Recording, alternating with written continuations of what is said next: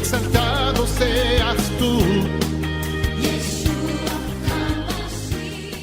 Bienvenidos una vez más a este su programa Regresando a tus Raíces. Quien te habla, tu amigo y hermano en el Mesías, el Roé Ricardo Mujica. Somos el Ministerio Mesiánico Internacional Directo al Corazón, anunciando la restauración de Israel y de todas las cosas, como lo declara las Sagradas Escrituras en el libro de Devarim, Deuteronomio capítulo 30, desde el verso 1 hasta el verso 15. También el libro de Ezequiel, capítulo 37, desde el verso 15 hasta el verso 28. Y el libro de Ezequiel, capítulo 36, desde el verso 22 hasta el verso 27. También estamos usando la cita Hechos, capítulo 3, desde el verso 19 hasta el 21. Y por supuesto, libro de Romanos, capítulo 11, desde el verso 18 hasta el verso 24. Nosotros estamos anunciando la restauración de los nombres Kadoshim, la restauración del nombre sagrado de nuestro Abacados, Yahweh Sebaot, nombre que fue revelado a Moshe en Har Sinaí, como lo declara el libro de Shemot, Éxodo capítulo 3, verso 14. Estamos anunciando la restauración del nombre sagrado de nuestro Mashiach, Yeshua, como dice el libro de Osea, capítulo 2, verso 16. También estamos anunciando la restauración de las Sagradas Escrituras desde su contexto hebreo, como dice Matisyahu, capítulo 5, verso 17. Y estamos anunciando la restauración de las fiestas, libro de Levítico, capítulo 23.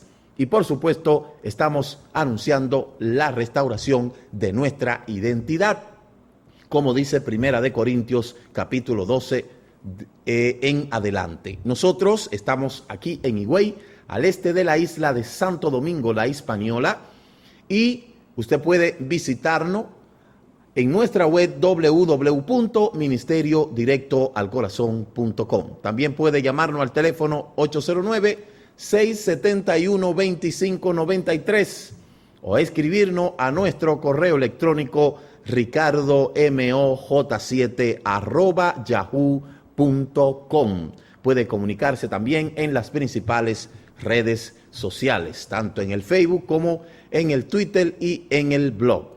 Nosotros estamos llevando una serie de visitas en todas partes del mundo y en esta ocasión vamos a estar en Colombia. Antes quiero llevar saludo a toda la comunidad en el Reino Unido, esa comunidad pujante que está avanzando poco a poco. Y también quiero saludar a todos los hermanos de Estados Unidos, los hermanos de Centro y Suramérica y los hermanos de Europa, en sentido general. Quiero saludar allá al Moré Joseph Barrio en Sefarat, España. El jueves que entra vamos a estar en esta ocasión visitando a Colombia. Regresando a tus raíces en Colombia, del 13 al 20 de agosto. Estaremos en Apartadó, en la provincia de Antioquia, el municipio de Apartadó. Estaremos en Lórica y estaremos en Medellín. El teléfono a usted contactar, 57-312-249-3607. 57-312-249-3607, del 13 al 20, regresando a tus raíces en Colombia. Los días estaremos en Apartadó, provincia de un municipio de lo que es, ¿verdad?, Colombia. Estaremos en Lórica y estaremos en Medellín. Esa es la agenda que tenemos para esta semana.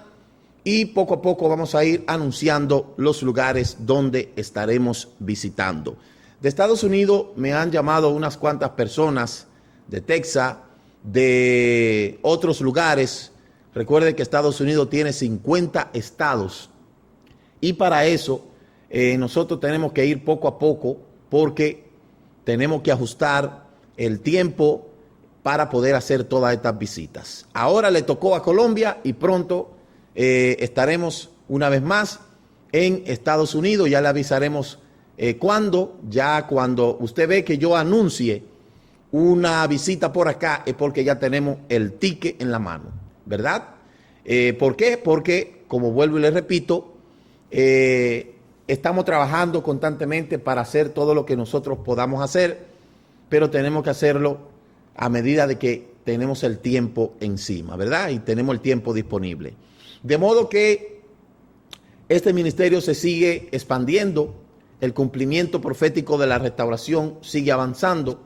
Estamos trabajando en lo que es la creación de un canal en nuestra página web donde pueda usted ver transmisiones en vivo, pero eso es un proceso el cual estamos organizándonos y todas las cosas a su tiempo. Saludamos a toda la comunidad aquí en Higüey y a toda la comunidad que nos sintoniza a través de las principales redes sociales. Hoy nosotros vamos a terminar el tema que teníamos proyectado sobre Tubal, Grecia, en el conflicto final. En este momento quiero presentarle la página web, la cual le hemos hecho un pequeño diseño más fácil para que usted pueda accesar. Inmediatamente usted entra a ministeriodirectoalcorazon.com, usted le va a salir ahí la página, y es una página que está completamente diseñada para abrir en todos los lugares. Aquí nosotros tenemos el canal en YouTube, usted le da clic y va a entrar directamente al canal. Si le da clic aquí, usted va a entrar y descargar los mensajes. Usted ve los mensajes en audio y aquí tenemos la programación en vivo. Aquí abajo tenemos los estudios, usted le da clic ahí e inmediatamente le va a salir una lista de 28 estudios que usted puede descargar, que va desde una carta de bienvenida que le damos hasta el Tevilá. Luego más adelante aquí tenemos quiénes somos, programa de televisión, tenemos fotos de la comunidad y aquí abajo usted puede cambiar de idioma. Usted puede darle aquí en la bandera del United Kingdom y le va a salir entonces el ministerio en inglés. Usted ve, back to our roads Hebrew. Y ahí tiene lo mismo, pero en inglés. Todas las cosas están traducidas al inglés. Who we are, television program, video, photo, study, donation, affiliation, etc.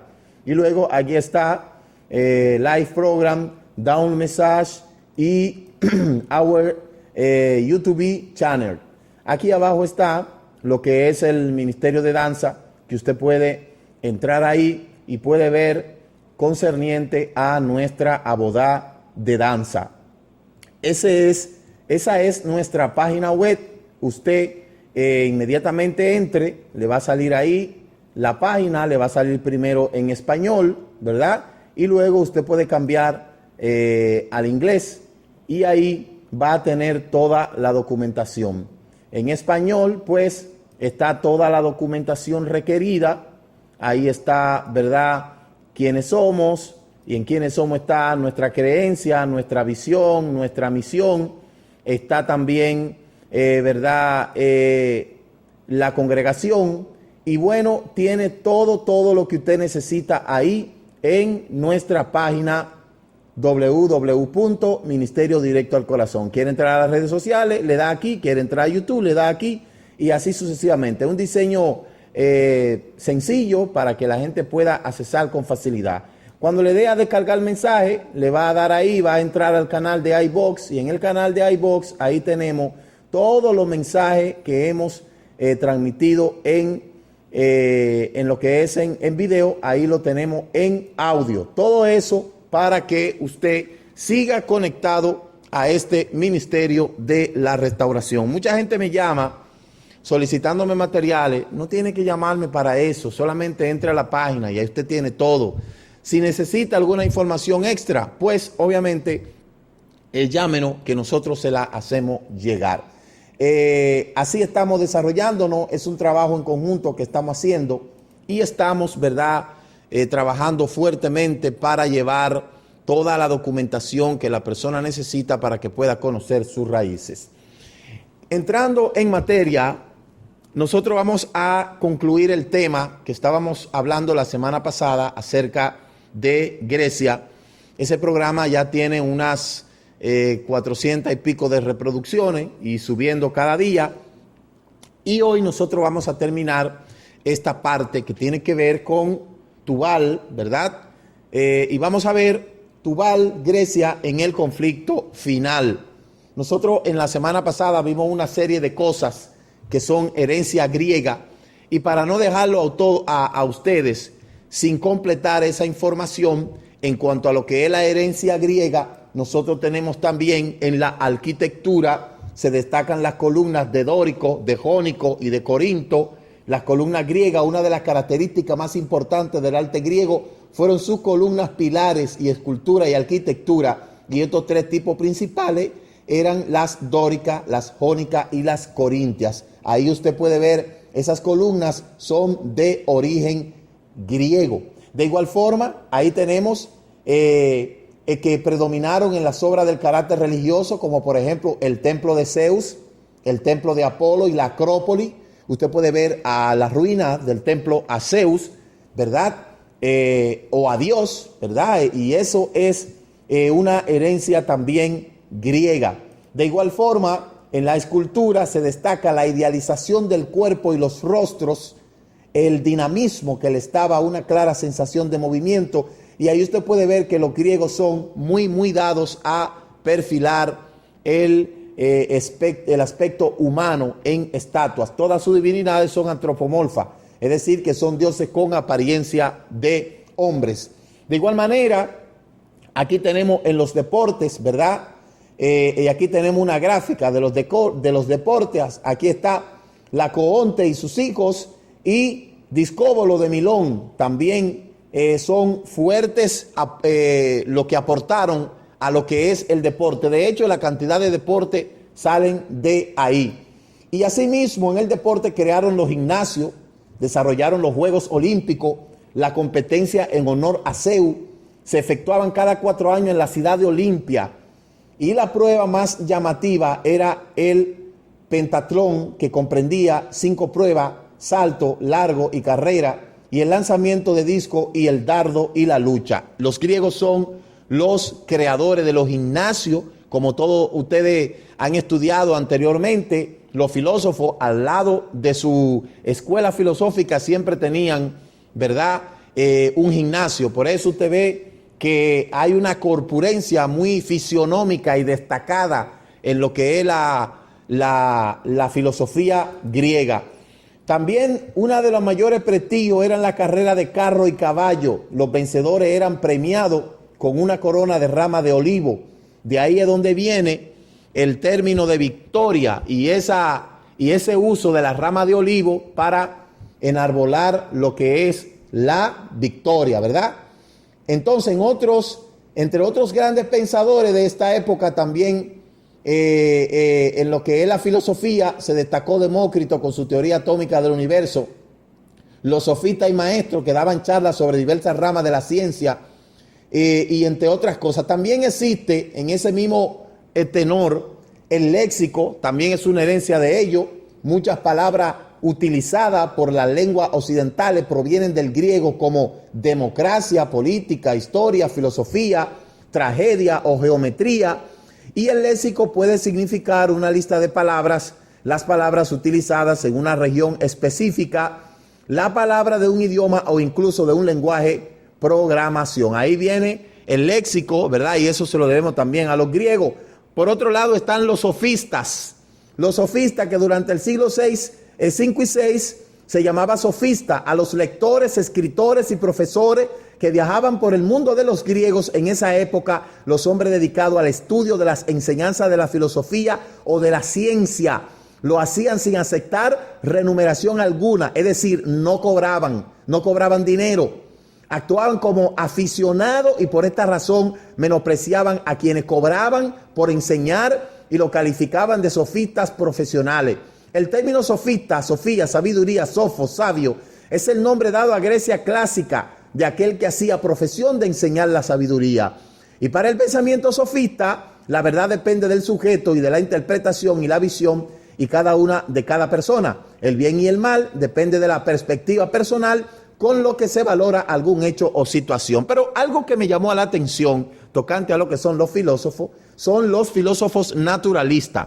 Fueron los primeros en aportar conocimiento a lo que es la biología. Los primeros filósofos biólogos o naturalistas fueron Tales de Mileto, Anaxímenes y Anaximandro. Ellos dieron gran aporte en lo que fue el reconocimiento de ciertas especies de animales y de ciertas especies de plantas. Eso también, inclusive, Tales de Mileto tenía una teoría que no fue hasta mucho después cuando se descubrió que no era así lo que Tales de Mileto decía. Pero esto se lo debemos también a los jubalistas. Pero vamos a entrar ahora en el aspecto moderno de Grecia. Nosotros hemos visto que Grecia, desde sus orígenes, estaba muy apegada al desarrollo filosófico, pero verdaderamente ese desarrollo filosófico no ha sido aprovechado por sus predecesores. Porque ahora mismo Grecia está en crisis. Y acuérdese que uno de los objetivos de este estudio es la conexión que tiene Grecia, Jubal, con Jafé y su participación en el conflicto final. Una de las naciones que viene directamente de los hijos de Noé son los griegos, y ya eso lo hemos demostrado. Jafé, descendiente, ¿verdad?, de Noé, que habitó toda esa parte de Europa. Pero ahora es algo contradictorio el nosotros poder ver que en el lugar donde nacieron los filósofos más destacados de la humanidad, donde ellos proyectaron la filosofía, el conocimiento a través de la filosofía, hoy en día sus predecesores se están fajando a pedrada. La filosofía se le ha bajado al estómago y como la gente no coge corte con su estómago, nosotros en pequeñas palabras vamos a ver la situación actual de Grecia para luego hablar de la relación que tiene con el conflicto final. Como usted puede ver ahí en esa imagen que yo presento, Grecia con los bolsillos vacíos, y mire cómo los predecesores de los filósofos, mire cómo se están matando a pedrada. Lo que está pasando en Grecia ahora mismo es un asunto sumamente asombroso, ¿verdad? Pero vamos a ver cómo hablamos un poco del origen de la crisis. Una deuda pública del 165% del Producto Interno Bruto y un déficit del 9% en el último ejercicio, la prima de riesgo por encima de los 2.000 puntos básicos cada mañana, una tasa de desempleo de 23% y un índice de pobreza del país aumentando cada mes. Esta es una realidad la que vive Grecia hoy, un país con 11 millones de habitantes que hace temblar constantemente los cimientos del conjunto de la economía mundial, pero no se ha llegado a esta situación de la noche a la mañana. Por ello, cabe preguntarse cómo y cuándo se empieza a originar esta catástrofe económica, quiénes han sido los principales responsables, los políticos de Grecia y Europa, el sistema financiero internacional actual y sus organismos reguladores, o han sido los propios griegos y su cultura del sur de Europa que tanto chispa a los del norte. Vamos a ver en una manera sintetizada el conflicto de Grecia, y ya nosotros hemos visto aquí en este enunciado, yo investigué un poco, porque no le voy a decir, yo no soy economista, a pesar de que yo di 2 economía con un profesor muy bueno que nos enseñó. Yo aprendí en economía y me siento con la capacidad de, por lo menos en el sentido teórico, plantear el problema de Grecia, pero yo entiendo que eso debe de pertenecerle o de hacerlo un experto, un perito en la materia, en este caso un economista, ¿verdad? Y bueno, el profesor nuestro de economía se preocupa por enseñarnos a nosotros, y una cantidad de terminología que nosotros aprendimos ahí, que eso me dio a mí una vista panorámica, que cuando yo pude hablar del origen de la crisis de Grecia, pude tener por lo menos una vista panorámica, ¿verdad? Así que le agradecemos a nuestro profesor de economía por preocuparse para que nosotros aprendamos algo. Sí aprendimos. Mire un problema aquí en ese sentido. Mire, un desempleo de un 20 a un 23%, en el cual un 48% de los jóvenes sin trabajo, un 25% de aumento de personas sin hogar en los últimos 3 años, un 27,7% de griegos en riesgo de pobreza o de exclusión social. 1 de cada 5 en situación de pobreza no puede permitirse comer carne cada 2 días. Y 5,000 llamadas a la línea de ayuda contra el suicidio de Atenas en el 2011, el doble que en el 2010. Oiga los problemas que está causando este declive económico en Grecia. ¿A quién le debe Grecia? Eso es muy importante. ¿A quién le debe Grecia? Mire, los principales acreedores en euro. A Alemania le debe 68,200 millones de euros. A Francia 43,800 millones. A Italia 38,400 millones. A España 25 mil millones. Al Fondo Monetario Internacional 21,400 millones. A BCE 18,100 millones. A Holanda 13 millones, a Estados Unidos 11 millones, al Reino Unido 10 millones. Es decir, mire, a Bélgica 7 millones, a Australia 5 millones, a Finlandia 3.700 millones. Óigame, Grecia le debe a todo el mundo. A todo el mundo le debe Grecia. Pero como dice el enunciado que hemos investigado, ¿de dónde proviene eso? ¿Cuáles son otras teorías?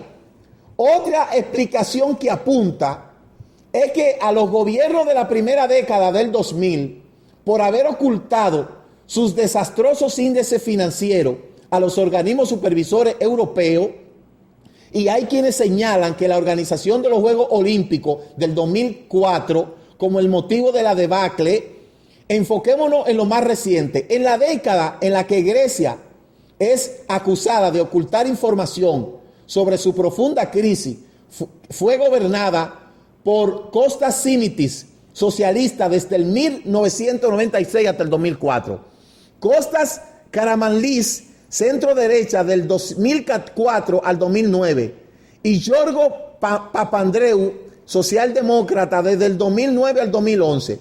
Y ellos y sus antecesores toleraron una serie de nocivas políticas estatales y corruptela que terminaron por explotar las arcas públicas. Yo me hubiese gustado que un economista pudiera estar aquí, ¿verdad? Para que pudiéramos hablar de ese tema, pero por razones de tiempo no voy a poder, quizás en otra ocasión, porque lo que está pasando en Grecia, la ciudad de los filósofos, la ciudad donde nació la filosofía, esa filosofía que muchos le tienen miedo, ¿verdad?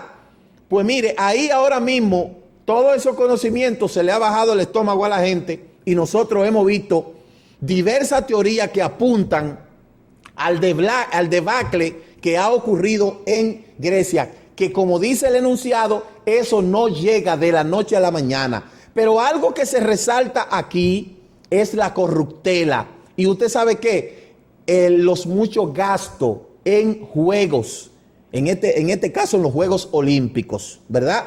Entonces, vamos a ver una de las 5 teorías que plantean aquí. 1, cada partido, trabajadores del Estado, un ejemplo, cada partido que llegaba al poder lo hacía acompañado de un ejército de trabajadores que se sumaba al ya colapsado sector público. Al no poder despedir a empleados que estaban en planilla, pues sus puestos eran protegidos por la ley hasta su jubilación. En muchas oficinas se multiplicaban los empleados que laboraban en un solo puesto. Citando 3 ejemplos que fueron consignados en un informe del grupo de expansión en Atenas, en el hospital Evangelismo, llegó a tener una planilla hasta 45 jardineros para cuidar las 4 macetas de su entrada. Escuche eso. También se descubrió que un organismo público disponía de 50 choferes para un auto. Oiga eso. Ministro de Agricultura implementó una oficina que daba empleo a 270 personas. Ellos tenían la misión de digitalizar las fotografías de la tierra pública del país. El detalle está en que ninguno de los contratos tenía experiencia fotográfica. Oiga eso. Eran carteros, peluqueros, agricultores, todo con carné del partido político de dicha autoridad. En primera instancia, ¿qué es lo que nosotros estamos viendo ahí? Que había una gran cantidad, un almacenamiento de botella que se le estaba pagando dinero de lo que entraba a través del Producto Interior Bruto, y eso se repartía dentro del partido que estaba en ese escenario sin remediar las consecuencias que posteriormente lo estamos viendo. Segundo, los sueldos dorados.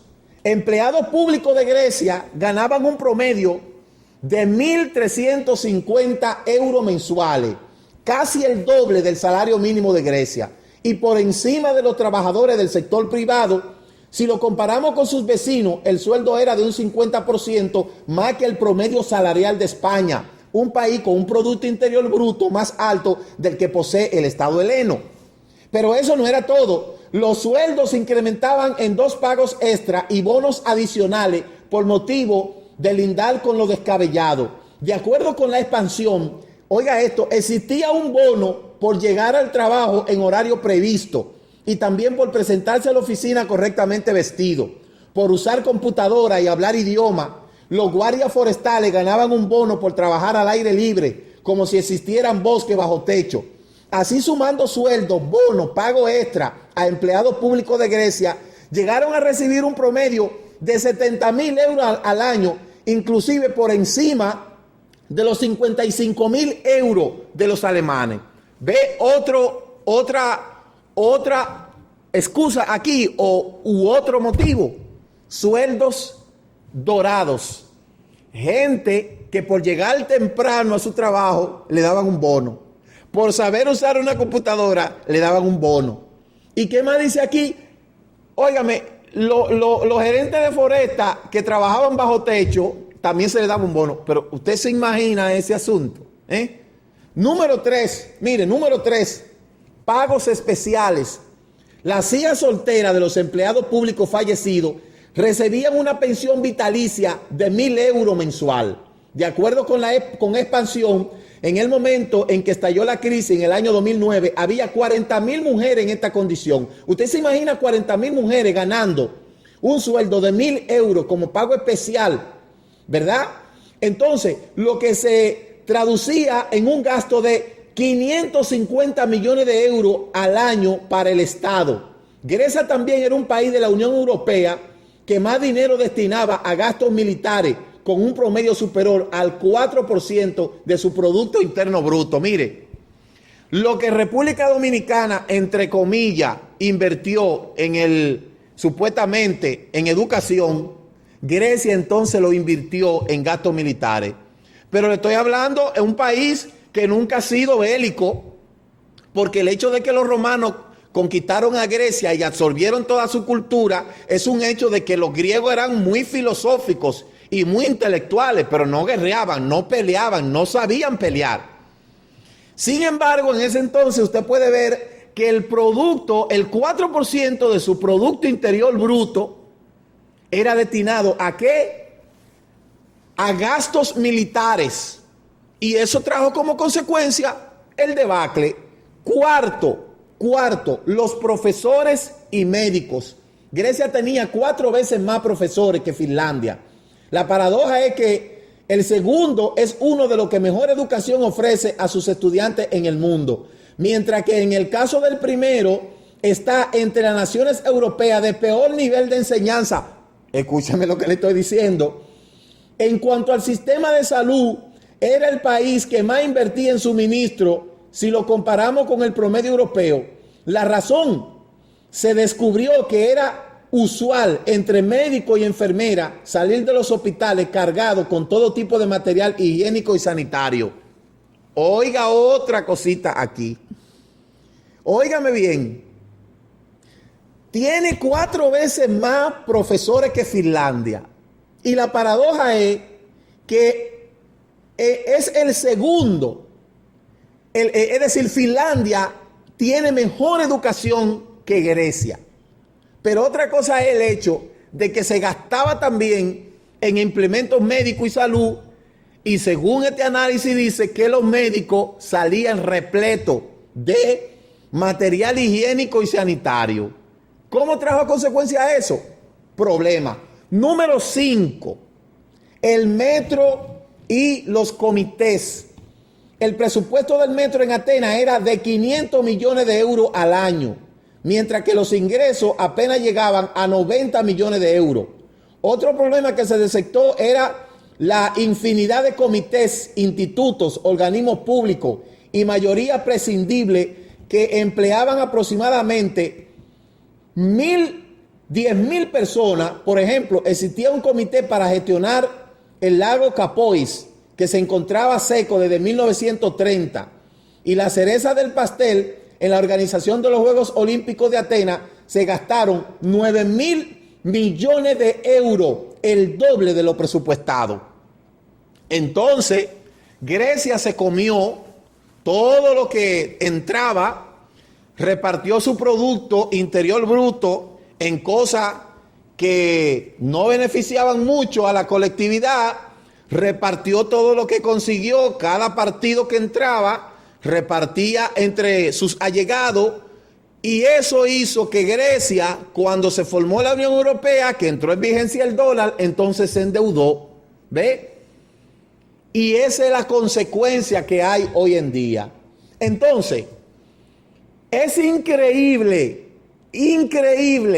que el país de los sofistas, los filósofos, los intelectuales, hoy mire cómo está, levantando sartenes, dando golpes, mire, dándose golpes. Esto es una cosa increíble. Cuando yo vi eso en la noticia, yo dije, no, pero la filosofía se le fue al estómago. Y es que con el estómago la gente no come cuento. Con lo único que la gente no come cuento es con su estómago. Entonces parece increíble que la tierra de Anaxímenes, Anaximandro, Aristóteles, Pericles, Sócrates, Platón, mire ahora cómo están, con sartenes en mano, endeudado hasta la tambora. Y eso es increíble lo que está pasando. Entonces, los predecesores de los filósofos, se le fue la filosofía al estómago. Y vuelvo y le repito, con lo único que el ser humano no juega es con su barriga. ¿Ve? Entonces, vamos a ver la incidencia de Grecia en una votación que fue de suma importancia para la humanidad, y esto lo conecto en relación al pueblo del Eterno. Mire, el 29 de noviembre de 1947, la Asamblea General de las Naciones Unidas votó para el establecimiento de 2 estados, uno judío y otro árabe, en el territorio del mandato británico para Palestina. Escúcheme con mucha atención esta información. La votación de 33 países que sumaba el 58%, votaron a favor de la resolución 181 y fueron Australia. Óigame bien, en Australia no hay problema económico. En Bélgica tampoco hay problema económico. Bielorrusia, en Bolivia, Brasil, Canadá, Checoslovaquia, Costa Rica, Dinamarca. Mire, República Dominicana votó también a favor de la resolución 181 para que Israel tuviera un estado. Mire, República Dominicana, Ecuador, Estados Unidos, Filipinas, Francia, Guatemala, Haití, Holanda, Islandia, Liberia, Luxemburgo, Nueva Zelanda, Nicaragua, Noruega, Panamá, Paraguay y Perú, Polonia, Suecia, Sudáfrica, la Unión Soviética, Ucrania, Uruguay. Y yo quiero que usted sepa que, aunque usted no lo crea, Venezuela también votó a favor de que Israel tuviera un estado.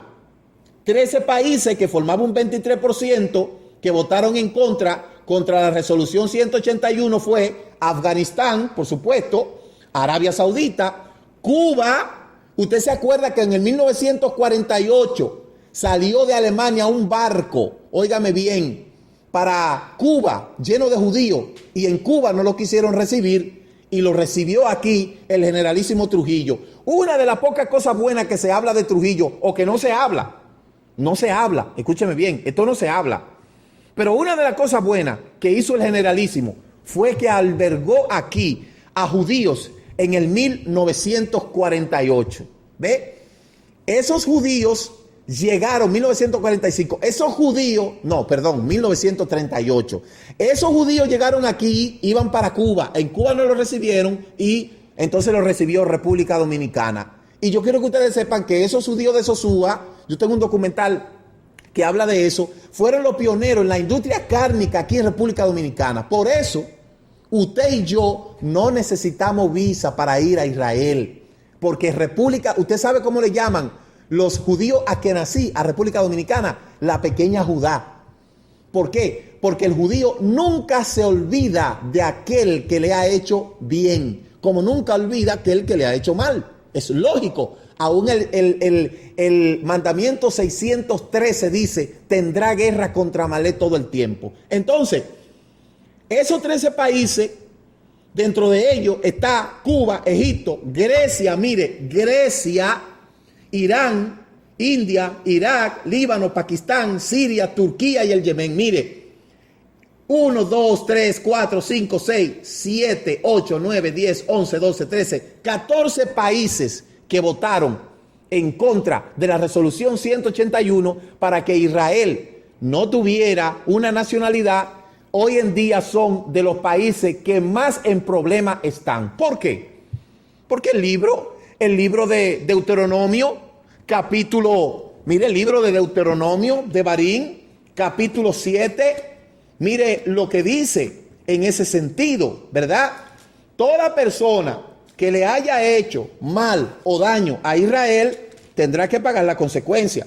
Eso es lo que dice la Escritura y usted lo puede leer en cualquier lugar. Mire, capítulo 7 del libro de Deuteronomio, ¿verdad? Usted puede leer ahí donde habla en el verso 7, verso 1. Yahweh su Elohim lo va a llevar a la tierra a la cual entrarán para tener posesión de ella. Echarán muchas naciones mayores y más fuertes que ustedes. Los Hititis, los Gerashí, los Emorí, los Kenaní, los Perisí, los Iví, los Jebusí. 7 naciones mayores y más fuertes que ustedes. Cuando él haga esto, cuando Yahweh su Elohim los entregue delante de ustedes y ustedes lo derroten, lo destruirán completamente. No hagan ningún pacto con ellos, ni le muestren ninguna misericordia. No se unan en casamiento, no den sus hijas al hijo de ellos, ni tomen hija de ellos para sus hijos, porque ellos volverán a sus hijos a seguirme para servir a otros dioses. Y si esto sucede, la furia de Yahweh los destruirá. Entonces fíjese, más para abajo, en el verso 11, porque ustedes están escuchando estos estatutos y guardándolo, obedeciéndolo a Yahweh su Elohim, guardarán ustedes el pacto y la misericordia que él juró a sus padres. Él los amará y los bendecirá. Él también bendecirá el fruto de sus cuerpos, el fruto de su tierra, el fruto de su ganado. Removerá, verso 15, removerá todas las enfermedades de entre ustedes. Él no los afligirá con ninguna de las espantosas enfermedades de Misrayim, los cuales ustedes han conocido. Al contrario, las echará sobre los que le odian a ustedes. Eso dice Deuteronomio de Barín, capítulo 7, verso 15. Deuteronomio 7, verso 15. Entonces, es obvio de que el Eterno tiene una paga para aquello que le hacen bien o mal a Israel. ¿Ve? Más adelante dice, en cuanto a eso, que Latinoamérica tuvo un papel extraordinario. Los países que se abstuvieron fueron el 10%, el 18%, fueron 10, el 18%. Mire, Argentina, usted sabe que Argentina no ha estado muy bueno. Colombia, Chile, China, El Salvador, Etiopía, Honduras, México, Reino Unido, Yugoslavia, Tailandia, estuvo ausente en la sucesión plenaria. En ese tiempo, 57 estados eran miembros de la Organización de las Naciones Unidas. El mayor bloque lo constituían los 20 países latinoamericanos, el 35% en total. Los países árabes e islámicos eran 10. Los países Europa Occidental eran 8. Los países comunistas eran 6. Los 14 estados restantes lo constituían los Estados Unidos, Canadá, China, África, Etiopía y otros más. Entonces, en la participación que Grecia va a tener en la batalla con Israel, eso es algo sumamente profético. En el capítulo 38 del libro de Ezequiel, cuando habla de la guerra de Gog y Magog, que es un conflicto único en la cronología, en su propósito, en su característica y efecto sobre Israel y sobre el mundo entero, Ezequiel predijo que después de reunido nuevamente en la tierra prometida, al final de los tiempos, los israelitas serán atacados por los enemigos del norte, los países árabes, juntamente con Rusia. He aquí contra ti, Gog, príncipe soberano de Mesec, y mira donde aparece Itubal. ¿Quién Itubal? Grecia. Te sacaré con todo tu ejército. Con ellos están Persia e Irán, Cus, que es Etiopía, y Fud, que es Libia. Todos ellos armados con escudo y yermo, Gomer con todas sus tropas, y la casa de Togarma, que es Turquía, desde el lejano norte con todas las tropas y mucho pueblo contigo, después de muchos años invadirán un país salvado de la espada, reunido de muchos pueblos en los montes de Israel, y en los últimos días atacarán a mi pueblo Israel como nublado para cubrir la tierra. Eso está en el libro de Ezequiel capítulo 38. ¿Cuál va a ser el papel de Grecia? Que la guerra mundial en la que varios países se unirán para atacar a Israel concluirá, dice Ezequiel, con una portentosa intervención divina que frustrará esta invasión. ¿Ve? Entonces, ahí nosotros podemos ver, mire, dónde está Israel.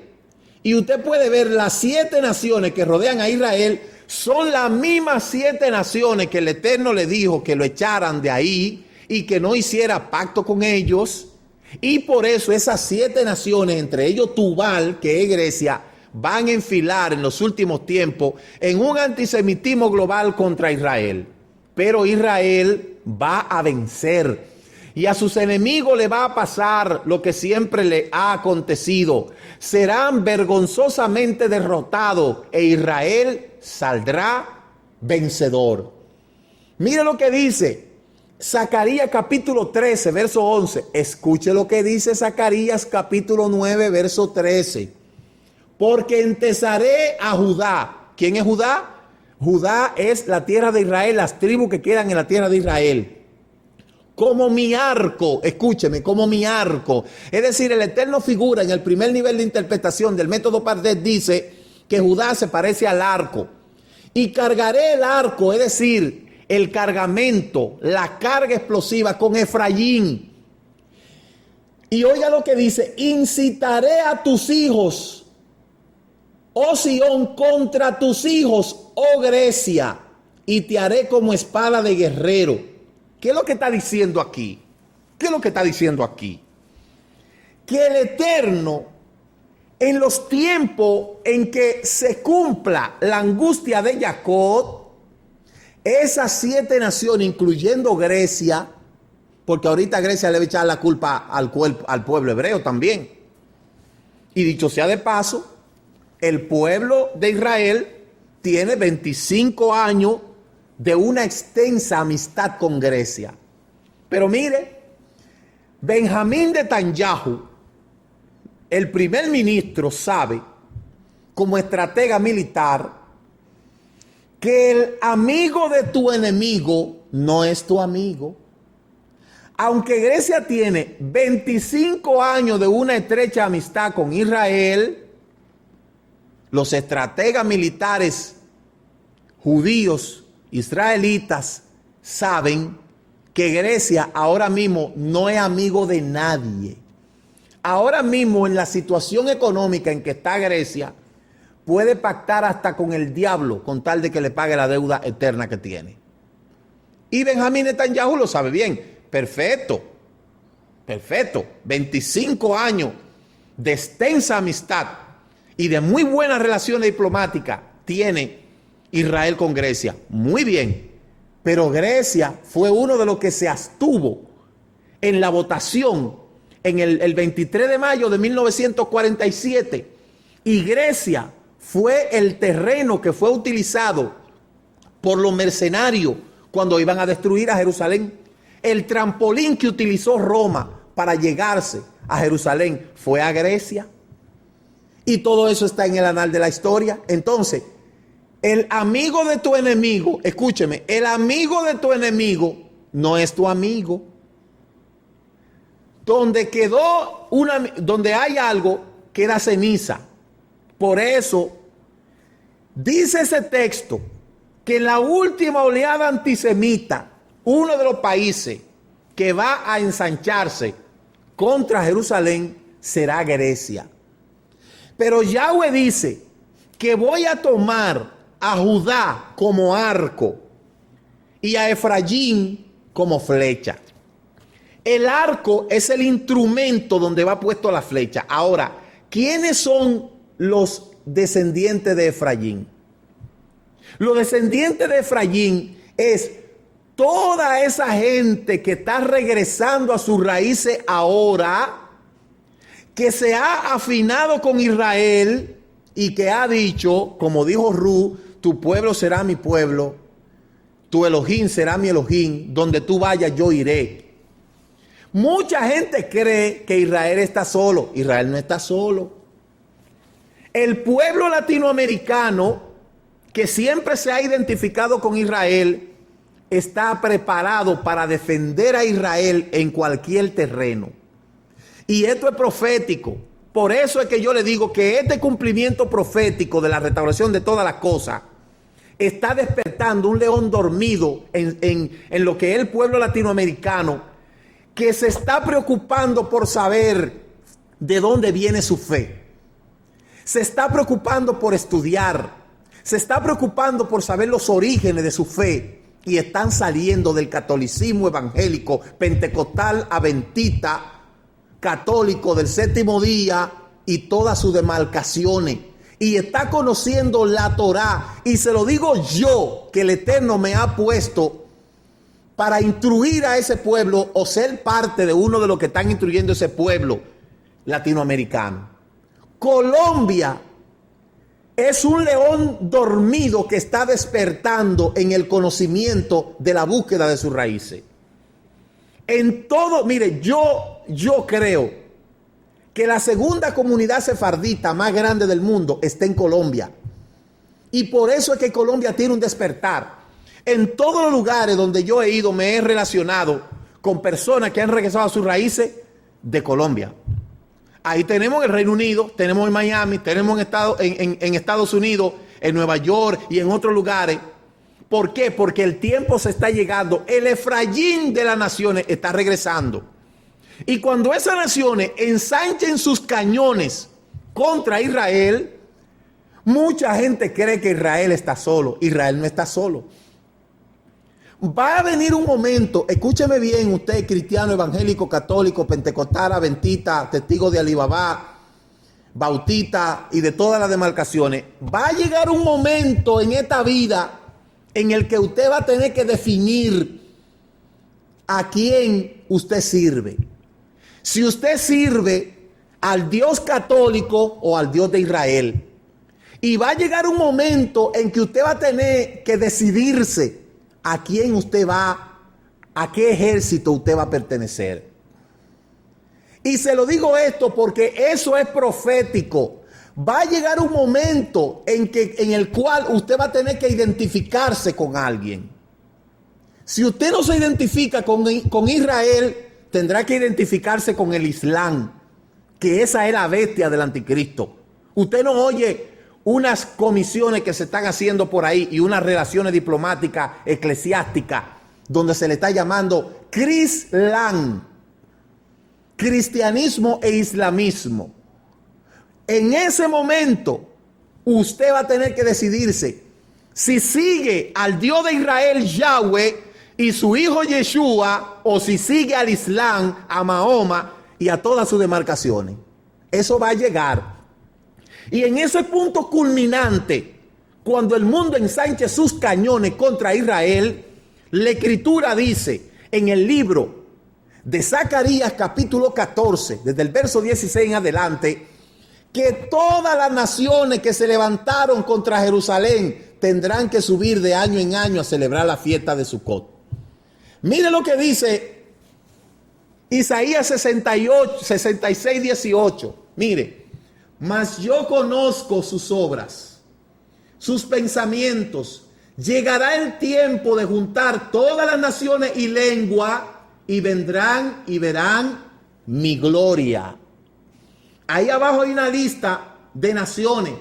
Están los escanios, que son los escandinavos, los montes de Rifeo, la antigua Galicia, Bélgica, Suiza, Francia, Portugal, Gran Bretaña, Alemania, Países Bajos, España, Armenia, etc. ¿Qué es la angustia de Jacob? ¿Qué es lo que se conoce como la angustia de Jacob? La angustia de Jacob es un tiempo de tribulación para el pueblo de Israel, pero seremos librados de forma milagrosa. ¿Dónde lo dice? Jeremías 37. Ah, cuán grande es aquel día, tanto que no hay otro semejante a él. Tiempo de angustia para Jacob, pero de ella será librado. Entonces, ¿cómo se va a manifestar? Los fuegos del antisemitismo alcanzarán su punto más ardiente en un futuro cercano. Pero con la ayuda de Yahweh pasaremos del fuego a un tiempo de salvación sin paralelo. El conflicto sobre la tierra de Israel, que va a involucrar al mundo entero, como dice Zacarías capítulo 12, verso 2, 3, escrito está, 6 siglos antes del Mesías, el profeta dijo, he aquí, oiga lo que dice, he aquí, yo pongo a Jerusalén por copa, que hará temblar a todos los pueblos alrededor de las naciones. Reaccionarán contra el pueblo hebreo por su retorno a una conducta irracional. Contra Judá en el sitio de Jerusalén. En aquel día, dice el verso 3 de Zacarías capítulo 12, yo pondré a Jerusalén por piedra pesada a todos los pueblos. Todos los que la carguen serán despedazados. Bien que todas las naciones de la tierra se juntarán contra ella. Los vecinos islámicos de Israel querrán destruir a Israel, a la odiada entidad sionista, y querrán borrar a Israel. Mire, le voy a decir una cosa. Hay un vuelo que yo no me acuerdo ahora mismo. Yo no me acuerdo de qué parte a qué parte es, que cuando se está aterrizando o pasando, sobrevolando Israel, en el mapa, usted sabe que los aviones tienen un mapa en la pantalla. Y cuando el avión va pasando por el terreno, presenta el mapa en donde el avión va pasando. Sin embargo, en ese vuelo que yo no me acuerdo de verdad, en el mapa no puso a Israel. No puso a Israel. No quiero mencionar ninguna agencia aérea, pero yo sí recuerdo que no puso el mapa donde estaba Israel, porque esa es la idea de muchos pueblos, el querer borrar a Israel. Pero lo siento por ustedes, lo siento por los enemigos de Israel. Israel es la espina dorsal de la humanidad y de la raza humana. ¿Y qué puede hacer el cuerpo sin espina dorsal? Desplomarse. Entonces, el 7 del mismo capítulo dice, cuán grande es aquel día. Mire lo que dice. Tanto que no hay otro semejante, por favor, allá, no hay otro semejante, tiempo de angustia de Jacob, pero mi siervo Jacob no tema a Yahweh. No temas, dice Yahweh, ni te atemorice Israel, porque he aquí, yo soy el que te salva de lejos de ti y a tu descendencia de la tierra de cautividad. Y Jacob volverá y descansará y vivirá tranquilo y no habrá quien le espante. Por esto yo estoy contigo para salvarte, dice Yahweh. Y destruiré, escuché lo que dice, destruiré todas las naciones entre las cuales te esparcí, pero a ti no te destruiré, porque te castigaré con justicia. De ninguna manera te dejaré sin castigo.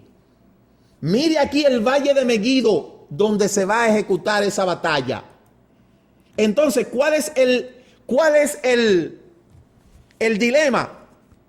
Tubal, Grecia, también está metida en esas naciones. Vamos a ver lo que dice, ya para terminar.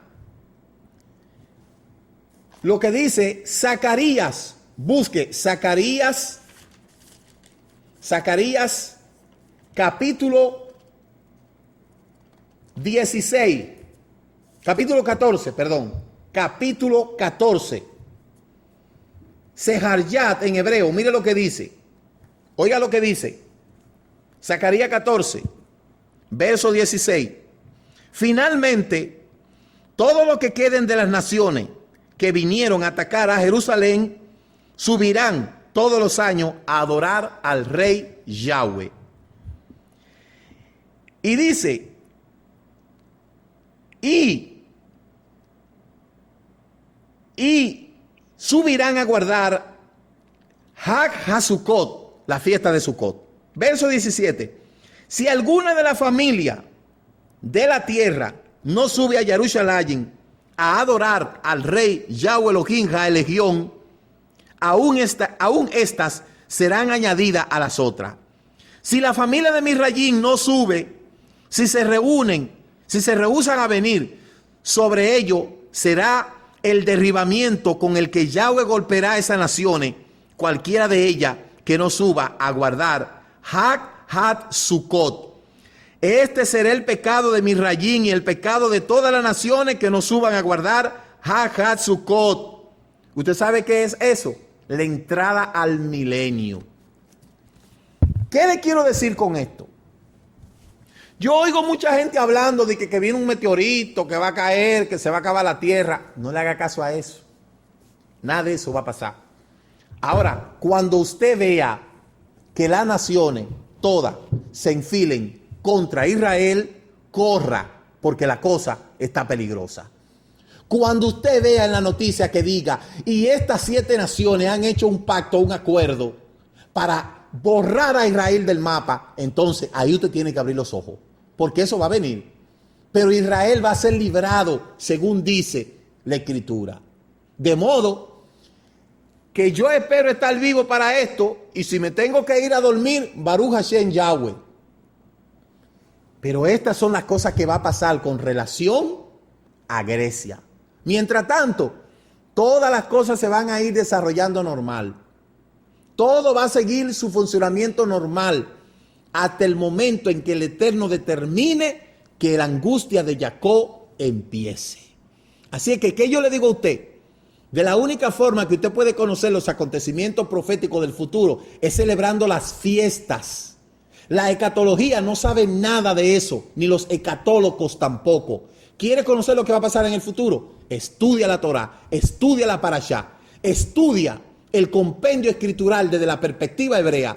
Quítate el lente griego y ponte el lente hebreo para que puedas entender lo que va a pasar en los últimos tiempos. Vuelvo y te repito, va a llegar un momento en que vas a tener que decidir a qué pueblo tú vas a pertenecer, si a los árabes o a Israel.